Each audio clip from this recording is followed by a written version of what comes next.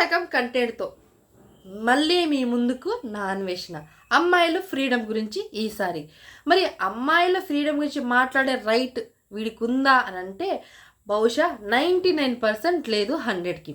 ఎందుకు ఆ ముచ్చటంటే వీడిని చూస్తేనే చిరాకు వస్తుంది. ఇంకొకటి, ఏమాత్రం అమ్మాయిల ఫ్రీడమ్ గురించి మాట్లాడే మనిషి అయితే వీడు ఒక ఆడదాన్నే సపోర్ట్ చేస్తూ మళ్ళీ ఆడవాళ్ళని తిట్టేవాడే వీడంత దరిద్రుడు ఎవడు లేడంటే నా మాట. మీరేమనుకుంటారు అది మాత్రం గమనించండి. ఇప్పుడు లైవ్ పెట్టిండు. ఎందుకు పెట్టిండంటే లైవ్ లాస్ట్లో చెప్పిండు నా మోకాలు చెప్పలేదు అరిగిపోయినాయి, కొండలెక్కి ఇదెక్కి దూకి దూకి అది చేయడం వల్ల నా మోకాలు చెప్పి అరిగిపోయినాయి. ఇప్పుడు దానికి ఆపరేషనో ఏదో ఫిజియోథెరపీ అన్నీ చేపియాలి. అప్పుడు 3 నెలలు ఇంట్లోనే కూర్చొనే పని అయితేనే బాగుంటుందని ఈ కాంట్రవర్షన్స్ అన్నీ పెట్టుకున్నాడు.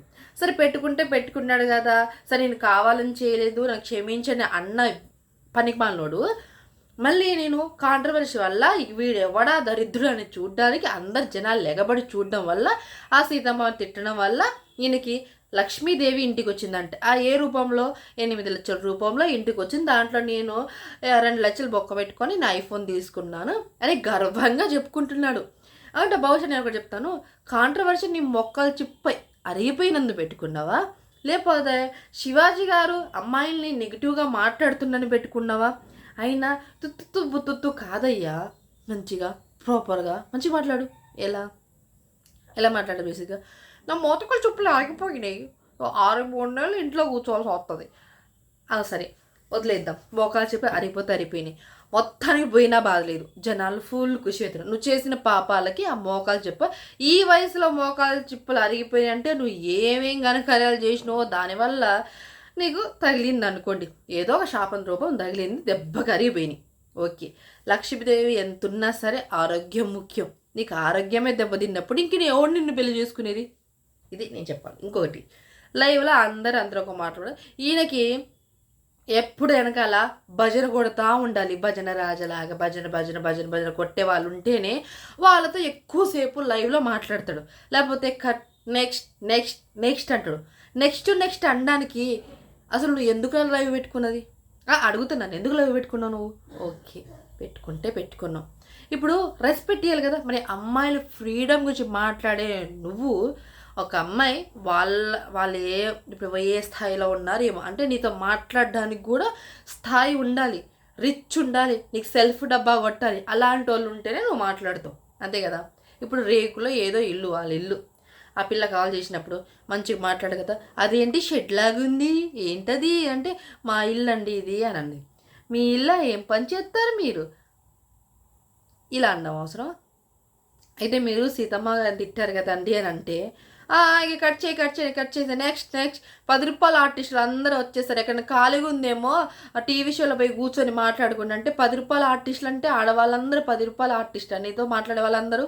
అయినా మీతో మాట్లాడే వాళ్ళకి మినిమం మానం ఉండాలి, అంటే అదే సిగ్గు ఉండాలి బేసిక్గా చెప్పాలంటే. నీలాంటి వాళ్ళు మాట్లాడడానికి మళ్ళీ నిన్ను ఎంకరేజ్ చేసే ఆడవాళ్ళు కూడా. అయినా మీకెక్కడ బుద్ధి లేదమ్మా, నాకు తెలియ అడుగుతాను. ఎట్టాగో తిట్టేది ఆడవాళ్ళనే, ఆడవాళ్ళ వల్లనే సంపాదించుకుంటుండే, ఇంకా మీరు సిగ్గు లేకుండా మళ్ళీ లయల్కి వచ్చి హాయ్ అన్నా హీ అన్నా అని అంటారు. అవసరమా అని అడుగుతున్నాను బేసిక్గా నేను. ఇప్పుడు బెట్టింగ్ కంటెంట్ అయిపోయింది, ట్రావెలింగ్ అయిపోయింది, ఎట్టాగో మనకి వయసు మీద పడ్డది. వీళ్ళని అంటావు కదా వయసు మీద పోయింది ఎందుకు, కాటికి కాలు చాపే వయసులో అంటే ఇప్పుడు నీకు కాటికి కాలు చాపే వయసు వచ్చేసింది కాబట్టి నీకు ఇక ఇవన్నీ గుర్తుకొస్తున్నాయి. ఓకేనా? అంటే నువ్వు ఏంటి ఇప్పుడు బెట్టింగ్ మీద సంపాదించుకుంది చాలలేదు, ఓకేనా, ట్రావెలింగ్ మీద చాలేదు. ఇప్పుడు ఆడవాళ్ళ పేరు చెప్పుకొని ఆడవాళ్ళ ఫ్రీడమ్ గురించి పోరాడే ఒక పౌరుడు వచ్చిండయ్యా, భారతదేశ పౌరుడు అనాలా నీకు పోతే పనికి మాలినోడు పౌరుడు అనాలా అనేది నాకు అర్థం కాలేదు. బేసిక్గా మీరే చెప్పండి అది. సో వీడొచ్చి ఇప్పుడు జనాల ఫ్రీడమ్ కోసం, ఆడవాళ్ళ ఫ్రీడమ్ కోసం వచ్చేసాడు. ఇప్పుడు మీ అమ్మ నిన్ను అనలేదా, లేకపోతే నిన్ను పెంచలేదా, అంటే నిన్ను మంచి చెడులు ఏమి చూడలేదా? ఏమి చూడలేదా? వంట వండి పెట్టలేదా? తినిపిలేదా? ఏమీ చేయలేదా? మీ అమ్మని అలా కూర్చోబెట్టి నువ్వు పని మనిషిని పెట్టి చేసావా? మరి ఇప్పటికీ మీ అమ్మ చేసుకోవట్లేదా ఇంట్లో పనులు?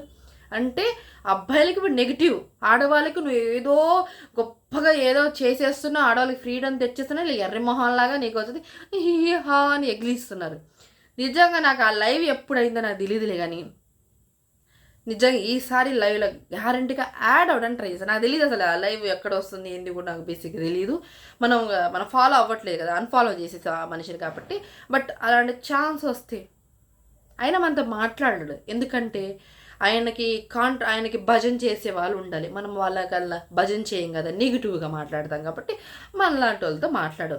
ఆ ఎర్రిమొహం వాడు మాట్లాడేంత మాట్లాడిపోతే ఎంతలే. కానీ ఒక మాట చెప్తాను, అమ్మాయిల మీద సంపాదించుకొని తినేవాడు ఎక్కువ రోజు భూమి మీద బతికినట్టు లేదు.